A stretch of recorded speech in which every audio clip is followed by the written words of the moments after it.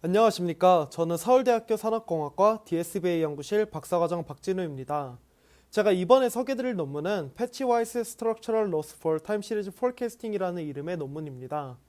해당 논문은 ICML 2025에 발표되었던 논문입니다. 해당 논문의 리뷰는 다음과 같은 순서로 진행하도록 하겠습니다. 먼저 오버뷰입니다. 먼저 해당 연구에서 어떠한 태스크를 다루고 있는지에 대해서 간략하게 설명을 드리고 이 연구에 대한 간략한 오버뷰에 대해서 말씀을 드리도록 하겠습니다. 해당 연구에서는 이 시계열 데이터를 학습하기 위한 이 로스 펑션에 대해서 이제 말을 해주고 있습니다. 이 기존의 시계열 예측 연구에서는 이 대표적으로 이제 MSE와 같은 로스를 많이 사용을 해주고 있는데 이 MSE 로스 같은 경우에는 이 이후에 조금 더 자세하게 설명을 드리겠지만 이 포인트 와이스한 매트릭이라고 이제 볼 수 있겠습니다. 그래서 어떤 시계열 데이터가 가지는 이 전반적인 구조적인 특성들은 이제 반영하지 못하고 이제 각 시점들의 어떻게 보면 좀 강제적인 그런 값들 간의 차이로 이제 모델을 학습시키기 때문에 이 시계열 데이터가 가지는 이 특성을 제대로 이제 반영하지 못할 수 있다라는 이제 문제점에서 시작이 되어서 제한 연구에서는 이 패치와이스한 스트럭처럴 로스를 제안해주고 있습니다. 해당 로스에 대해서 이제 제가 간략하게 한 문장으로 설명을 드리면 이는 패치 단위의 지역적인 통계 정보를 이용하여 시계열의 구조적인 얼라이먼트를 향상시키는 로스 펑션이라고 말씀을 드릴 수 있겠습니다. 다음으로 해당 논문을 이해하기 위해 필요한 백그라운드에 대해서 설명을 드리도록 하겠습니다. 그럼 가장 먼저 해당 연구에서 이제 메인 태스크로 잡고 있는 이 타임 시리즈 포캐스팅에 대해서 간략하게 설명드리도록 하겠습니다. 이 타임 시리즈 포캐스팅이란 과거 및 현재의 데이터를 활용해서 미래의 일정 기간이나 특정 시점의 값을 예측하는 태스크입니다. 이러한 타임 시리즈 포캐스팅이 필요한 이유는 과거에 저장한 데이터를 분석해서 향후 동향을 이해하고 이를 전략적으로 의사결정에 사용하기 위함이라고 생각해 주시면 되겠습니다. 이는 결국 다음과 같은 함수로 나타낼 수 있는데 이 인풋으로 과거의 히스토리컬 데이터들과 그리고 이제 known feature inputs 그리고 static metadata 그리고 discrete forecasting horizon이 들어가게 됩니다. 이러한 데이터들이 이제 하나의 어떤 모델 F에 들어가서 이 예측값을 도출하게 되는 구조라고 이해를 해주시면 될 것 같습니다. 이때 저희가 이 과거에 저장된 이 히스토리컬 데이터들은 이제 알고 있지만 이 나머지 세 가지에 대해서는 사실 익숙하지 않은 분들도 많으실 것입니다. 그래서 이에 대해서 이제 간략하게 설명을 드리면 먼저 known feature input이란 저희가 어느 정도 알고 있는 과거 및 미래 시점의 데이터를 의미합니다. 예를 들어서 저희가 태양열 발전량을 예측하고자 할 때 일기예보와 같이 직접적이지는 않지만 과거나 미래의 정보를 알고 있고 이제 아웃풋 도출에 어느 정도 반영될 수 있는 그러한 데이터들을 의미합니다. 다음으로 스태틱 메타데이터는 시간에 따라 변동하지 않고 고정되는 데이터로 방금과 같이 태양열 발전을 예를 들면 이제 공장에서 사용하는 설비의 이름이나 이제 어떤 측정 단위 등을 의미한다고 이해해 주시면 되겠습니다. 그러나 결국 저희가 타임 시리즈 포캐스팅 태스크를 진행함에 있어서 가장 중요하게 고려해야 할 것은 바로 이 히스토리컬 데이터들로 대부분 이들을 바탕으로 이제 미래의 값을 예측하게 됩니다. 다음으로는 이 딥러닝에서 이 타임 시리즈 포캐스팅 태스크를 진행함에 있어서 이 인풋과 아웃풋이 어떠한 형태로 구성되고 이제 나오는지에 대해서 설명을 드리도록 하겠습니다. 이를 알기 위해서는 먼저 룩백 윈도우와 포캐스팅 호라이즌에 대해서 먼저 알아야 하는데 먼저 이 룩백 윈도우는 현재 시점이 t라면 어느 시점까지의 데이터를 이용하여 모델링을 진행할 것인지를 나타내는 것입니다. 이에 해당 예시에서는 저희가 이제 t-k에서 t까지 즉 이제 k 플러스 1개만큼의 히스토리컬 데이터가 모델의 인풋으로 들어가게 되는 것입니다. 이렇게 만들어진 인풋을 어떠한 폴캐스팅 모델인 이제 F에 넣어서 저희는 이제 아웃풋을 도출하게 되는데 이 어느 정도 길이의 아웃풋을 내는지 조절하는 이 폴캐스팅 호라이즌은 해당 수식에서는 이 타우로 표현이 되고 있습니다. 결국 이를 모두 정리해서 말씀을 드리면 결국 모델이 히스토리컬 데이터를 인풋으로 받은 후 t 플러스 1 시점부터 어느 시점까지의 데이터를 예측할 것인가를 나타내는 것으로 이 해당 예시에서는 이 t-k에서 t 크기만큼의 룩백 윈도우가 모델의 인풋으로서 들어가서 이 t 플러스 1부터 t 플러스 타우 시점까지의 값을 예측하겠다라는 것입니다. 이에 대한 이해를 돕기 위해서 다음과 같이 시계열 예측 과정을 도식화해 보았습니다. 해당 예시에서는 이 3개의 피처가 존재하고 이 20개의 타임 스텝을 가지는 이 다별량 시계열 데이터를 가정해 보도록 하겠습니다. 이때 룩백 윈도우 사이즈 K는 5로 이제 가정을 해보고 이 포캐스팅 호라이즌 타우는 3으로 가정을 해보았을 때 저희는 이제 다음과 같은 형태의 데이터를 구성할 수 있습니다. 저희는 이 t-k 플러스 1에서 이 t 시점까지의 총 5시점의 데이터를 이 룩백 윈도우로서 폴캐스팅 모델에 인풋으로서 넣게 되고 이제 폴캐스팅 호라이즌 타우 3만큼의 아웃풋을 도출한 후 모델은 이 predicted value와 이제 실제값 1, 1 value와의 차이를 줄이는 방향으로 학습을 진행하게 되는 것입니다. 이후 이제 데이터를 구성하는 과정에서 어떻게 설정했느냐에 따라 다르지만 보통 이제 1로 예시를 들게 된다면 저희는 이제 하나씩 이 타임 스텝을 밀어가면서 이제 데이터를 똑같이 구성을 하게 되어서 제 이전 장표에서 설명드린 방식과 똑같은 방식으로 학습이 진행되게 됩니다. 이때 이 아래의 링크에서 이 해당 과정을 잘 표현해주는 GIF 파일이 있어서 가져왔는데 이를 통해서 다시 한번 말씀을 드리면 이 다음과 같이 이 윈도우만큼의 데이터가 인풋으로서 모델에 들어가게 되면 저희는 이 포캐스팅 호라이즌만큼의 크기의 이 주황색 부분을 이제 아웃풋으로서 출력을 하게 되고 윈도우는 지속적으로 스트라이드만큼 움직이면서 학습을 하게 되는 것입니다. 그럼 다음으로 제안 연구에서 중점적으로 다루고 있는 이 기존 TSF 로스 펑션의 문제점이라는 부분에 대해서 설명을 드리도록 하겠습니다. 먼저 이 오른쪽의 피규어를 보시면 저희가 어떤 룩백 윈도우만큼의 입력을 받아서 이 예측 모델은 어떤 예측된 값을 이제 출력으로 뱉게 되고 이 실제 값과 이 예측된 값의 차이를 바탕으로 모델을 학습한다고 말씀을 드렸었습니다. 이제 저희가 이 두 개의 피규어를 이제 생각을 해본다면 먼저 이 첫 번째 시점, 이 첫 번째 변수의 첫 번째 시점에 있는 값은 당연하게도 예측된 값에서도 첫 번째 변수의 첫 번째 시점과 이제 매칭이 되어서 계산이 될 것입니다. 그러나 저희가 이 시계열 데이터의 본질을 이제 생각을 해본다면 이 시계열 데이터가 어떤 태블러 데이터하고는 다른 이유가 어떤 저희 그 시간 순서대로 데이터가 수집이 되어 있고 이후에 수집된 시점은 이전에 수집된 데이터와 이제 연관 관계를 가지고 있어서 이 데이터가 이제 의미가 있는 것이라고 이제 말을 할 수 있습니다. 그러나 이제 저희가 방금 말씀드렸던 이 예시와 같이 이 첫 번째 시점, 첫 번째 변수의 첫 번째 시점과 이 예측값의 첫 번째 변수의 첫 번째 시점이 이렇게 점별로 계산이 되게 된다면 결국 저희는 어떤 시계열의 전체적인 구조 관계는 잘 파악하지 못하고 이 각 포인트 와이스하게 이 매트릭을 계산하게 되는 것이다 라는 것이 이 MSE를 사용함에 있어서 문제점이라고 말씀을 드릴 수 있겠습니다. 즉 이제 저희가 주로 사용하는 이 MSE 로스에서는 예측값을 평균 포인트 와이스 디스턴스로만 평가하기 때문에 이 시계열 데이터의 중요한 구조적인 특성을 관가할 수 있다라는 것이 기존 TSF 로스 펑션의 문제점이다 라고 말씀을 드릴 수 있겠습니다. 그래서 해당 연구에서는 이러한 상황을 다음과 같이 이제 세 가지의 어떤 특정한 상황으로 이제 나누어서 이 예시를 들어서 설명을 해주고 있습니다. 이 세 가지의 케이스를 보시면 먼저 이 파란색은 실제값, 그리고 이제 이 보라색으로 표기된 값은 이 예측값이라고 봐주시면 되겠습니다. 이때 이 세 가지 케이스 모두 MSE로만 따지면 0.83이라는 이제 동일한 결과를 보이는 케이스들입니다. 그래서 이 A에 대해서 먼저 설명을 드리면 이 A는 예측이 실제값과의 상관관계가 낮아서 전체적인 방향성과 패턴을 제대로 포착하는 데 실패한 경우이고 이 B번인 베리언스 미스매치 같은 경우에는 예측이 실제값의 전반적인 형태는 따르고 있지만 분산이 일치하지 않아 변동성의 크기를 맞추지 못하고 그 결과 변동의 다이나믹이 왜곡되는 상황입니다. 마지막으로 C-min offset 같은 경우에는 형태는 유지하지만 평균 수준이 어긋난 상태로 전체 예측 수준이 일관되게 이동하는 모습을 보일 수 있는 케이스입니다. 저희가 한눈에 보기에도 이 세 가지 케이스 중에 조금 이제 합리적으로 이제 예측이 된 부분은 이 C번이라고 생각을 하실 수 있습니다. 그러나 이제 어떤 이 MSE 지표로만 본다면 이 C번 역시도 이 동일한 MSE를 가지고 있기 때문에 이 MSE만을 가지고는 이 제대로 시계열 모델을 잘 학습을 할 수가 없다라는 것이 제안 연구에서 말하는 이 로스 펑션의 문제점이라고 이해를 해주시면 되겠습니다.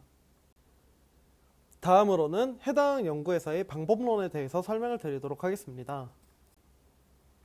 다음으로는 제안 연구에서의 문제 제기에 대해서 설명을 드리도록 하겠습니다. 먼저 첫 번째로는 제가 이전에서부터 지속적으로 말씀을 드렸었던 기존 시계열 예측 모델들의 로스 펑션의 구조적인 한계라는 부분입니다. 기존의 포인트 와이스한 로스 펑션은 시계열 데이터의 국소적인 구조 정보를 충분히 반영하지 못해서 이 서브 옵티멀한 예측으로 이어질 수 있으며 그 결과 시계열의 근본적인 시계열 다이나믹스를 정확히 포착하는 데 실패할 수 있다라는 단점이 존재합니다. 두 번째로는 이 글로벌 레벨 그리고 패치 레벨에서의 로스 펑션이라는 관점입니다. 이 통계적인 관점에서 보았을 때 글로벌 레벨에서의 매트릭 측정은 로컬 베리에이션을 포착하는 데 실패할 수 있습니다. 특히 시간에 따라 통계적인 특성이 변화하는 논 스테이셔너리 타임 시리즈에서는 이러한 문제가 더욱 두드러질 수 있습니다.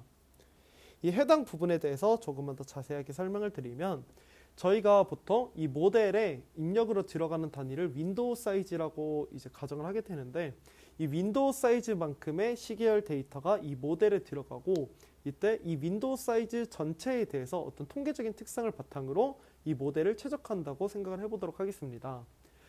그렇게 된다면 저희가 예를 들어서 처음에 8시점의 데이터는 이 조금 하강하는 특성을 보이고 마지막에 8시점의 데이터는 조금 상승하는 특성을 보인다면 이 둘에서는 조금 이제 상충된 결과가 나올 수도 있습니다.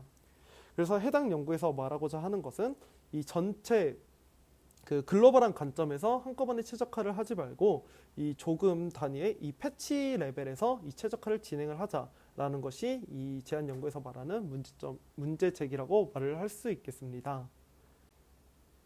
다음으로 제안 연구의 이 로스 펑션에 대해서 자세하게 설명을 드리기 전에 이 해당 연구의 이 명확한 컨트리뷰션이 무엇인지에 대해서 먼저 짚고 넘어가도록 하겠습니다. 먼저 제안 연구의 컨트리뷰션은 다음과 같이 크게 이 세 가지 파트로 나누어 볼 수 있겠습니다. 먼저 첫 번째 부분인 이 프리웨이 베이스드 어댑티브 패칭 같은 경우에는 이 시계열을 데이터의 주기성과 국소 패턴을 반영하도록 적응적으로 패치로 분할하여 구조적 정렬을 더 미세한 단위에서 평가할 수 있도록 한 부분입니다. 다음으로 패치와이스 스트럭처럴 로스 같은 경우에는 상관관계, 분산, 평균을 통합하여 시계열의 서로 다른 구간 전반에서 나타나는 국소적인 구조적인 유사성을 포착하고 구간별 변화를 반영하고자 하는 부분입니다. 마지막으로 그레디언트 베이스드 다이나믹 웨이팅 같은 경우에는 각 손실항의 그레디언트 크기에 기반하여 가중치를 동적으로 조정함으로써 학습 과정에서 특정항이 지배하지 않도록 하고 모든 구조적 측면을 균형 있게 반영할수록 하는 부분이라고 이해를 해주시면 되겠습니다. 다음으로 제안 연구의 방법론에 대해서 설명을 드리기 전에 이 해당 연구에서 사용하고 있는 이 포뮬레이션들에 대해서 간략하게 짚고 넘어가도록 하겠습니다. 먼저 이 X 같은 경우에는 이 모델에 입력으로서 들어가게 되는 히스토리컬 데이터를 의미를 하고 이는 이제 C by L로서 이 구성이 된 것을 확인하실 수 있습니다. 이때 이 L은 룩백 윈도우 사이즈를 의미하고 있고 이 C는 다별량 시계열 데이터이기 때문에 이 변수의 개수, 즉 이제 채널 수를 의미한다고 봐주시면 되겠습니다. 다음으로 이제 저희가 이 모델을 통해서 나온 예측값과 이 모델이 실제로 따라가야 하는 이 실제 값인 이 y가 존재하고 이 예측값은 y 해서로서 표기가 된다라고 봐주시면 되겠습니다. 이때 이 L 값이 저희가 이 룩백 윈도우 사이즈가 이 t로 이제 바뀐 것을 확인을 하실 수 있는데 이 t가 저희가 어느 정도 시점까지의 값을 이제 예측을 해야 할지 이 forecasting horizon을 의미하는 것이라고 봐주시면 되겠습니다. 다음으로는 프리웨이 베이스드 어댑티브 패칭이라는 부분에 대해서 설명을 드리도록 하겠습니다. 이전에 말씀을 드렸었던 것처럼 제안 연구에서는 글로벌한 관점에서의 최적화보다는 어떤 국소적인 관점에서의 최적화를 목표로 하고 있기 때문에 이를 위해서 가장 먼저 이 패칭을 진행할 수 있는 어떤 기반을 마련을 해야 했습니다. 그래서 이 시계열의 국소적인 구조 유사도를 측정하기 위해서 예측값과 실제값을 여러 패치로 분할한 뒤에 이 패치 단위로 비교하는 방법을 사용합니다. 이때 이 패치 길이를 어느 정도로 이제 설정을 해줄까라는 이제 부분을 해결을 하기 위해서 이 프리베이스 어댑티브 패칭을 도입하고 있는 것이라고 봐주시면 되겠습니다. 이 패치 길이를 적응적으로 결정을 해주기 위해서 실제값 y에 대해 이 패스트 프레이 트랜스폼을 적용함으로써 진폭 스펙트럼을 분석하고 이를 바탕으로 어떤 지배적인 주기성을 식별한다라는 것이 이 프레이 베이스 어댑티브 패칭에서 진행하는 방식이라고 봐주면 되겠습니다. 이에 대해서 이 피규어를 보고 조금만 더 자세하게 설명을 드리면 어떤 시계열 데이터가 있고 이 시계열 데이터에 대해서 저희는 어떤 프리퀀시 도메인으로 보낼 수 있는 여러 가지 방법들이 존재하는데 이 대표적으로 시계열 데이터에서는 이 패스트 프레이 트랜스폼을 많이 이용을 해주고 있습니다. 그래서 이 패스트 프레이 트랜스폼을 통하면 이 Y축은 앰플리튜드 그리고 X축은 프리퀀시로 구성이 된 프리퀀시 도메인에서의 데이터를 저희는 얻을 수 있습니다. 이때 어떤 프리퀀시에서의 이 앰플리튜드 값이 높다는 것은 이 시계열 데이터에서 어떤 지배적인 주기성을 가진다는 것이다 라고 이제 해석을 하고 이렇게 진행을 하는 것이라고 이제 봐주시면 될 것 같습니다. 그래서 이 실제값 y에 대해서 저희는 패스트 프레이 트랜스폼 알고리즘을 적용함으로써 어떤 프리퀀시 도메인에서의 데이터를 얻고 이때 이 앰플리튜드 값만을 이제 추출하는 것입니다. 그래서 이 앰플리튜드 값 중에서 이제 가장 큰 값을 가지는 이 프리퀀시를 도출을 한다라는 것이 이 식에서 나타나는 바라고 봐주시면 되겠습니다. 다음으로는 이전 과정을 통해서 구해진 지배적인 주파수를 바탕으로 패치 길이를 계산해 주게 됩니다. 이때 이 패치 길이는 다음과 같은 이 어떤 펑션으로서 이제 계산이 되게 되는데 이때 이는 저희의 시계열 데이터의 윈도우 랭스인 t를 이전 과정을 통해서 구해진 지배적 주파수인 f로 나누어 주고 여기 해당 함수에 이 플로우 펑션을 이제 추가적으로 사용을 해줌으로써 최종적인 패치 사이즈를 계산을 해주게 됩니다. 다만 저희가 지배적인 주기성만을 이용하는 경우에는 패치 길이가 지나치게 커져서 보다 미세한 구조적인 특성을 놓칠 수 있기 때문에 그래뉴얼리티와 코헤런스 간의 균형을 맞추기 위해서 최종 패치 길이는 이 다음과 같은 수식을 바탕으로 결정이 되게 됩니다. 이렇게 해주는 이유는 이 지배적인 주기성이 불분명하거나 지나치게 큰 경우에도 패치들이 국소적인 구조적 패턴에 집중할 수 있도록 보장하기 위함이라고 이해를 해주시면 될 것 같습니다. 이때 이 델타는 사전에 정의된 임계값을 의미한다고 생각해 주시면 되겠습니다. 이와 같이 패치 길이 P가 결정이 되었다면 제시된 수식을 통해서 저희는 스트라이드 S와 전체 패치 개수 N까지 함께 패치해 줄 수가 있습니다. 이후 계산된 패치 사이즈와 전체 패치 개수를 기준으로 시계열의 원본값과 예측값을 적절히 리세이프하여서 패치 단위로 분할하게 됩니다. 이전까지의 내용을 바탕으로 저희는 시계열 데이터를 글로벌한 관점이 아닌 로컬한 레벨에서 다룰 수 있도록 패칭을 할 수 있는 기반을 모두 마련할 수 있었습니다. 다음으로는 제한 연구의 가장 중점적인 부분이라고 볼 수 있는 이 패치와이스 스트럭처럴 로스라는 부분에 대해서 설명을 드리도록 하겠습니다. 이 패치와이스 스트럭처럴 로스 같은 경우에는 세부적으로 콜릴레이션 로스, 베리언스 로스, 그리고 민 로스로 나누어서 볼 수 있는데 가장 먼저 이 콜릴레이션 로스에 대해서 설명을 드리도록 하겠습니다. 이 코릴레이션 로스의 목적은 실제값 패치와 예측 패치 간의 방향성 및 패턴 일관성의 정도를 정량하기 위함입니다. 이러한 코릴레이션 로스는 피어슨 코릴레이션 코에피션트를 기반으로 다음과 같은 수식으로 정의가 된다라고 이해를 해주시면 되겠습니다.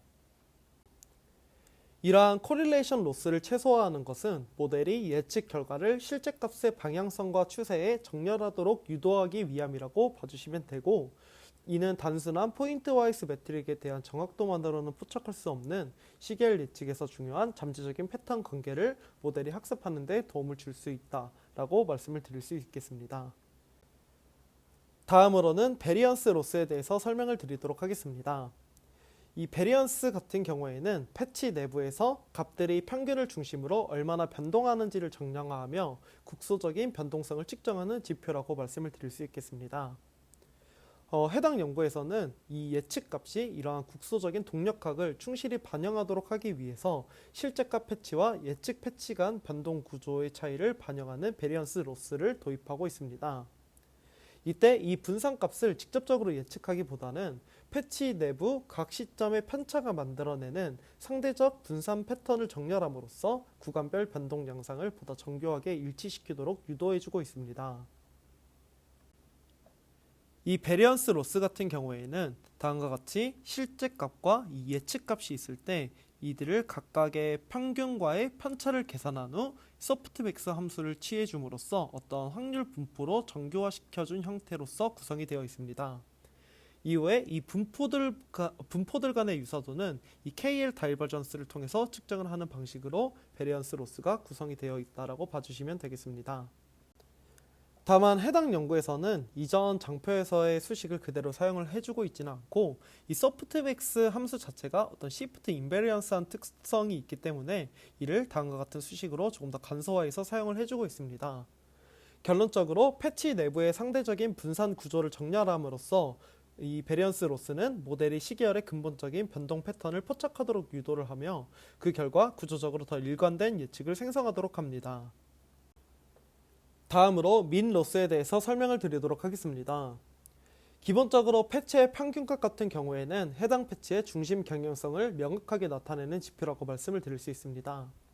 그래서 이 민 로스가 왜 필요한지에 대해서 설명을 드리면 이전의 코릴레이션 로스와 베리언스 로스 같은 경우에는 각각 방향성 패턴과 국소적 변동성을 효과적으로 포착하도록 유도하고 있지만 이러한 손실들은 예측값에 존재하는 체계적인 이동이나 편향을 간과할 수 있기에 평균값의 일관성을 직접적으로 측정할 수 있는 이러한 민 로스가 필요하다라고 제안 연구에서는 말을 해주고 있었습니다. 이러한 민 로스는 i번째 실제값 패치의 평균과 i번째 예측값 패치의 평균의 차이에 절대값을 취해준 형태로 구성이 되어 있는 것을 확인하실 수 있습니다. 이러한 민로스를 통해서 저희는 평균값을 정렬함으로써 예측 편향을 교정하고 모델이 정확한 전체 수준과 중심 경향성을 유지하도록 보장하며 시계열에서 발생할 수 있는 동적인 수준 변화에 적응할 수 있도록 하는 것이다 라고 말씀을 드릴 수 있겠습니다. 최종적으로 저희가 사용하게 되는 로스는 이전 과정에서 나왔던 모든 로스들을 하나의 통합된 패치 와이스 스트럭처럴 로스로 웨이팅을 하여 결합하여 저희는 이제 최종적인 로스로서 사용을 하게 되는 것입니다. 마지막으로 그레디언트 베이스드 다이나믹 웨이팅에 대해서 설명을 드리도록 하겠습니다. PS 로스 같은 경우에는 패치 수준의 유사도를 측정하기 위하여 세 가지의 로스 펑션을 결합하여 사용해주고 있습니다. 이때 효과적인 학습을 보장하기 위해서는 특정 항 하나가 최적화 과정을 지배하지 않도록 로스들 간의 균형을 맞추는 것이 매우 중요합니다. 이를 위해서 제안 연구에서는 그레디언트에 기반의 손실 가중치를 적응적으로 조정함으로써 균형 잡힌 최적화를 달성하는 그레디언트 베이스드 다이나믹 웨이팅 전략을 제안해주고 있습니다. 이를 위해서 각 로스 구성 요소에 대해 모델의 아웃풋 파라미터 W에 대한 그레디언트의 L2 놈을 다음과 같이 계산한 후 평균 그레디언트를 계산을 해주게 됩니다. 이때 T는 학습 단계를 의미하고 이 W는 모델의 아웃풋 레이어의 파라미터를 의미합니다. 이전 장표에서 계산된 내용들을 바탕으로 저희는 T단계에서의 로스의 가중치를 다음과 같은 수식으로서 설정을 해줄 수 있게 됩니다. 이때 평균 로스의 기여도를 더욱 정교하게 조절하기 위해서 상관관계와 분산 측면에서의 모델 성능에 따라 평균 로스의 가중치를 조정하는 두 개의 스케일링 계수 C와 V를 도입을 해주게 됩니다. 이때 이 C와 V는 민 로스의 가중치에 들어가게 되는 형태로 구성이 되어 있습니다. 이러한 C와 V는 예측값이 상관관계 및 분산 측면에서 실제값과 더 잘 정렬될수록 증가하는 값입니다.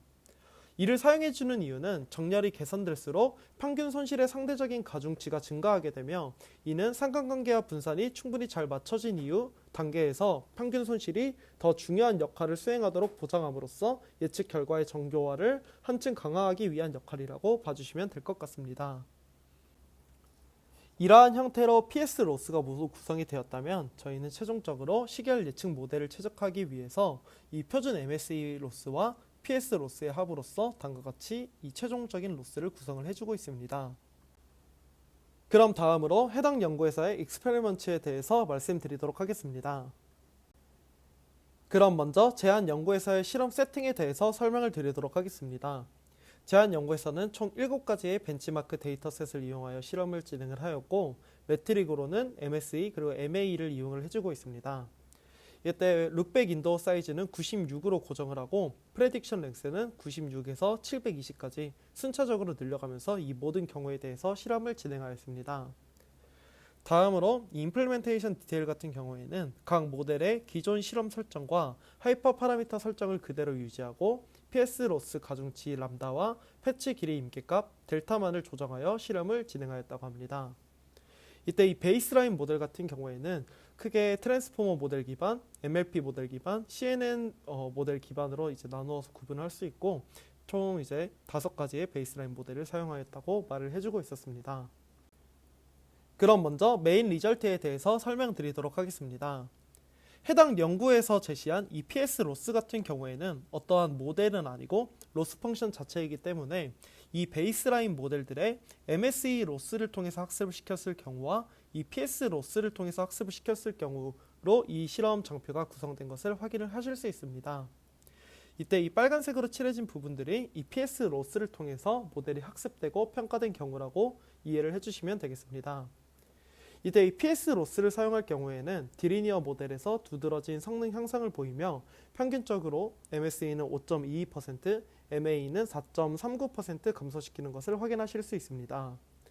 이러한 성능 향상은 다른 백본 모델들에서도 전반적으로 유사하게 관찰이 되었으며 PS 로스는 총 140개의 경우 중에서 134개에서 표준 MSE 로스를 일관되게 상회하는 성능을 보이는 것을 확인하실 수 있습니다. 다음으로 LLM 기반 모델들에서의 실험 결과입니다. 이는 PS 로스의 일반화 성능과 효과를 추가적으로 평가하기 위하여 2가지 LLM 기반 시계열 예측 모델에 대해 실험을 수행한 결과입니다. 이때 GPT-2 기반의 OFA, 라마 기반의 오토타임스 모델을 이용했다고 합니다. 실험 결과 PS 로스가 LLM 기반 시계열 모델에 대해서도 보편적인 성능 향상 기법으로 활용될 수 있음을 확인하였습니다. 다음으로는 MSE 로스 외에 시계열 데이터에 적합한 학습을 위하여 제안된 다른 로스 펑션들과의 비교 실험 결과입니다. 먼저 TILDQ라는 이 로스 펑션 같은 경우에는 트랜스포메이션 인베리언트 손실항을 사용하여 형태 유사성을 강조하는 로스 펑션이고, 이 FreeDF 같은 경우에는 주파수 영역에서 시계열을 비교함으로써 레이블 상관관계를 우회시키고자 하는 방법입니다. 이때 레이블 상관관계를 우회한다라는 것의 의미는 시간축에서 직접 대응시키지 않고 프리퀀시 도메인에서 대응시킨다는 의미라고 이해를 해주시면 되겠습니다. 실험 결과 PS 로스를 사용할 때 다양한 데이터셋과 예측 지평 전반에 걸쳐 대부분의 경우에서 가장 낮은 MSE와 MAE를 달성하는 것을 확인할 수 있었습니다. 다음으로는 어블레이션 스터디에 관한 실험 내용입니다. 해당 어블레이션 스터디는 디리니어 모델을 백본 모델로 사용하여 ETTH1과 웨더 데이터셋에 대해서 이 실험을 수행한 결과입니다. 먼저 로스 컴포넌트에 대해서 먼저 말씀을 드리면 이 3가지 손실 구성 요소 중 어느 하나라도 제거할 경우 모든 예측 지평에서 성능이 눈에 띄게 저하되는 것을 확인하실 수 있습니다. 이는 즉 국소적인 구조 유사성을 포착하는 데 있어서 각 로스 구성 요소 간의 시너지가 중요함을 보여주는 결과라고 말씀을 드릴 수 있겠습니다. 다음으로는 어댑티브 패칭에 관한 어블레이션 스터디입니다. 이때 패칭의 중요성을 평가하기 위해서 해당 연구에서는 시계열을 분할하지 않고 전체 시계열을 그대로 처리하는 방식과의 직접적인 비교를 수행했다고 말을 해주고 있었습니다. 이때 이 역시도 장기 예측 지평에서 성능을 크게 저하시킴을 확인할 수 있었습니다. 마지막으로 다이나믹 웨이팅에 대한 어블레이션 스터디에 대해서 말씀을 드리도록 하겠습니다. 동적 가중치 조정의 중요성을 평가하기 위해서 제안 연구에서는 3가지 손실항 모두의 가중치를 1.0으로 고정한 정적 가중치 전략으로 대체한 후 실험을 진행하였습니다. 실험 결과 정적 가중치 전략은 성능 저하를 초래하였으며 이는 동적 가중치 조정이 각 손실항을 효과적으로 균형화하고 최적화 및 예측 성능을 향상시킨다는 점을 입증하는 실험 결과였습니다. 결론적으로 모든 구성 요소가 균형 있게 활용될 때 가장 우수한 성능을 보임을 확인할 수 있었다라고 말을 해주고 있었습니다.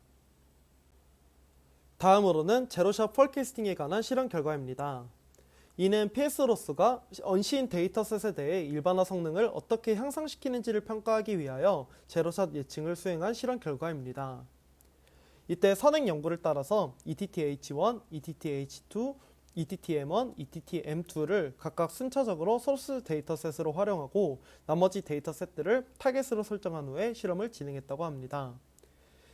해당 실험 결과 총 36개의 시나리오 중에서 34개에서는 PS 로스가 MSE 로스를 상회하는 성능을 보였으며 이는 다양한 데이터셋과 세분화 수준에 걸쳐 일반화 성능이 크게 향상되었음을 입증하는 실험 결과라고 말씀드릴 수 있겠습니다. 다음으로 포캐스팅 비주얼라이제이션에 대한 실험 결과입니다. 해당 실험은 아이 트랜스포머 모델을 백본 모델로 사용하여 웨더 데이터셋에서의 샘플들을 시각화한 결과라고 봐주시면 되겠습니다. 이때 이 파란색 값이 실제 값을 의미하고 이 주황색 값이 MSE 로스를 통해서 최적화된 실험 결과, 그리고 이 빨간색이 PS 로스를 통해 최적화된 실험 결과라고 봐주시면 되겠습니다. 이때 먼저 이 A를 보시면 이 예측 결과는 실제 값의 궤적을 밀접하게 따라가며 전체적인 추세와 패턴을 잘 보존하는 것을 확인하실 수 있고, 이 B를 보시면 국소적인 변동성을 반영하여 진폭 변화를 효과적으로 포착하는 것을 확인하실 수 있습니다. 마지막으로 이 C를 보시면 전체 수준에서의 편향을 감소시켜서 실제 값의 중심 경향성과 더 잘 정렬되도록 하는 것을 확인하실 수 있습니다. 다음으로는 하이퍼 파라미터 민감도에 대한 실험 결과입니다. 해당 실험에서는 두 가지의 핵심 파라미터인 이 람다와 델타를 바탕으로 실험을 진행해주고 있습니다. 이때 이 람다는 PS 로스 웨이트로 MSE 로스와 결합된 PS 로스의 상대적 중요도를 결정하는 파라미터라고 이해를 해주시면 되겠습니다. 이때 이 람다는 0.1에서 10.0까지의 범위에서 이제 실험을 진행을 하였고, 실험 결과 이 람다가 증가함에 따라서 성능이 향상되며 3.0에서 최고 성능을 달성함을 확인할 수 있었습니다. 다음으로는 패치 랭스 스레시홀드인 델타입니다. 이 델타는 세분성을 유지하기 위하여 최대 패치 길이를 제한하는 파라미터입니다. 이러한 델타는 24에서 60까지의 범위에서 실험을 진행하였습니다. 실험 결과 이 적절한 패치 길이 선택이 구조적 정렬에 있어 매우 중요함을 확인할 수 있었다고 말을 해주고 있습니다. 그럼 이제 컨클루션 말씀드리고 논문 리뷰 마무리하도록 하겠습니다. 기존의 포인트 와이스 로스 펑션은 시계열을 개별 시점 단위로만 비교하기 때문에 국소적인 구조 정보를 충분히 반영하지 못해 서브 옵티멀한 예측으로 이어질 수 있다는 단점이 존재했습니다. 이러한 한계를 극복하기 위해 제한 연구에서는 시계열을 패치 단위로 분해하고 구조적 유사성을 직접 학습하는 패치 와이스 스트럭처럴 로스를 제안해주고 있습니다. 이는 이제 크게 세 가지의 구성 요소로서 이루어져 있는데, 먼저 프리 베이스 어댑티브 패칭입니다. 이는 시계열을 데이터의 주기성과 국소 패턴을 반영하도록 적응적으로 패치로 분할하여 구조적 정렬을 더 미세한 단위에서 평가할 수 있도록 하는 그러한 구성 요소였습니다. 두 번째로 패치 와이스 스트럭처럴 로스는 상관관계, 분산, 평균을 통합하여 시계열의 서로 다른 구간 전반에서 나타나는 국소 구조적 유사성을 포착하고 구간별 변화를 반영하도록 합니다. 마지막으로 그레디언트 베이스드 다이나믹 웨이팅 같은 경우에는 각 손실항의 그레디언트 크기에 기반해 가중치를 동적으로 조정함으로써 학습 과정에서 특정 항이 지배하지 않도록 하고 모든 구조적 측면을 균형 있게 반영할 수 있도록 하는 그러한 모듈이었습니다. 그럼 이렇게 논문 리뷰 마무리하도록 하겠습니다. 들어주셔서 감사드립니다.